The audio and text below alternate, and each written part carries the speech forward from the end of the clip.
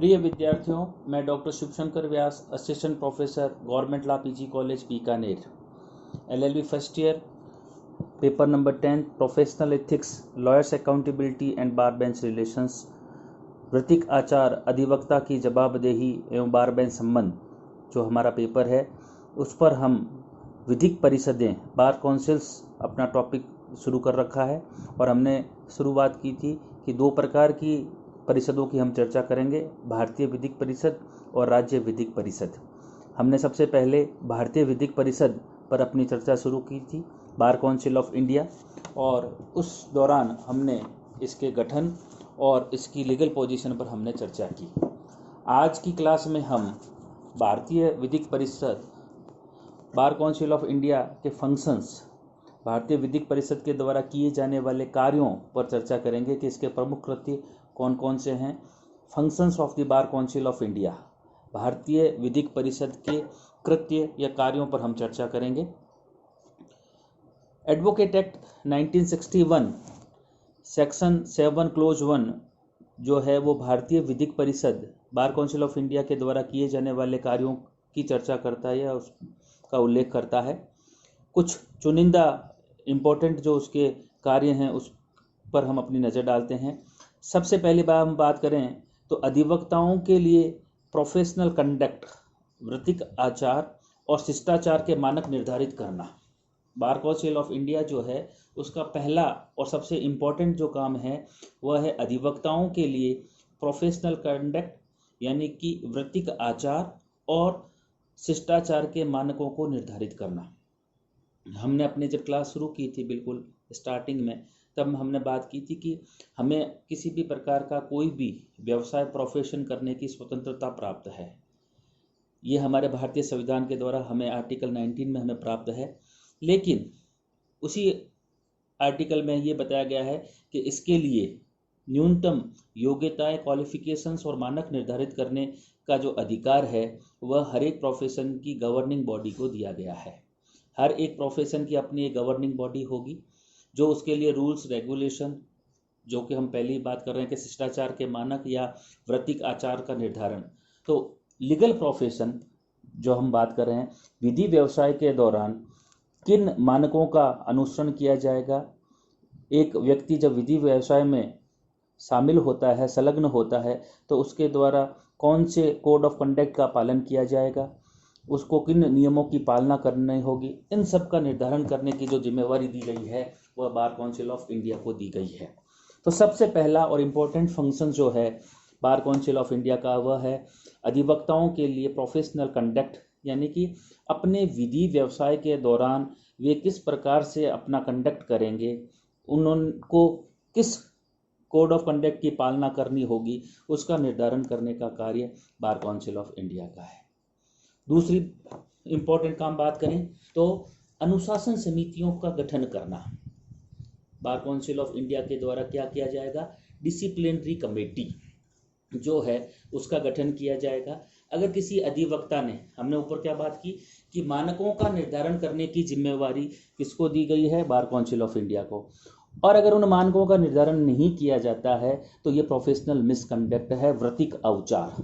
और उस वृत्तिक अवचार की जब शिकायत प्राप्त होती है तो वह कहाँ पर जाएगी, बार काउंसिल ऑफ इंडिया के द्वारा बनाई गई अनुशासन समिति के पास में वो मामला रेफर किया जाएगा। तो दूसरी इंपॉर्टेंट चीज़ निकल कर हमारे सामने आ गई कि बार काउंसिल ऑफ इंडिया के द्वारा डिसिप्लिनरी कमेटीज़ का गठन किया जाएगा।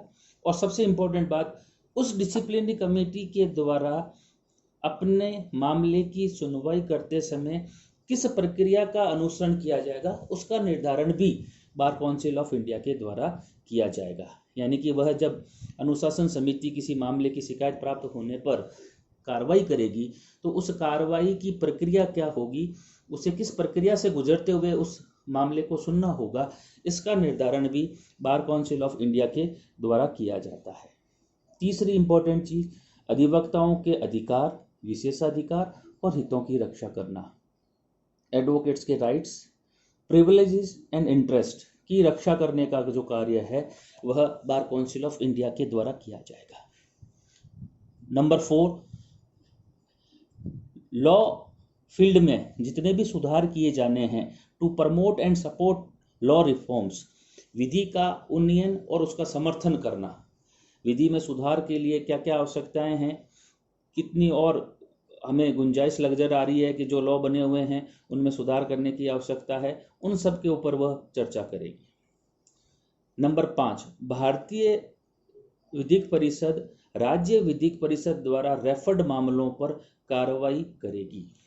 हमने जब नामांकन की बात की थी कि किस प्रकार से एक एडवोकेट का एनरोलमेंट होता है, उस समय हमने बात की थी कि कई बार ऐसी पोजीशन आ जाती है कि नामांकन समिति किसी व्यक्ति का नामांकन करने से पूर्व क्या कर सकती है, किसी पेचीदगी के मामले में उस मामले को बार काउंसिल ऑफ इंडिया को रेफर कर देगी। ये एक एग्जाम्पल है। ऐसे कई और मामले हो सकते हैं जहां पर राज्य विधिक परिषद क्या करेगी, किसी मामले को कार्रवाई का निपटारा करने के लिए बार काउंसिल को रेफर कर देगी। अब जब तक बार काउंसिल ऑफ इंडिया ऐसे मामलों पर अपना निर्णय नहीं देती, तब तक राज्य विधिक परिषद उन मामलों पर आगे की कार्रवाई नहीं कर सकेगी। तो इंपॉर्टेंट वर्क क्या होगा, राज्य विधिक परिषद के द्वारा रेफर्ड निर्दिष्ट किए गए मामलों या कार्रवाइयों का निपटारा करना जो इस अधिनियम के अधीन उत्पन्न हुए। एक एग्जाम्पल मैंने एनरोलमेंट का दिया, ऐसे और भी अनुशासन समिति का भी हो सकता है या कोई और मामला हो सकता है जो राज्य विधिक परिषद के द्वारा बार काउंसिल ऑफ इंडिया से सलाह लेने के लिए भेजा गया है।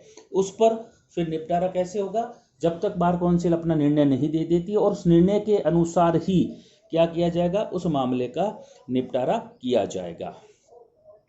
नंबर 6, राज्य विधिक परिषदों का सुपरविजन करना।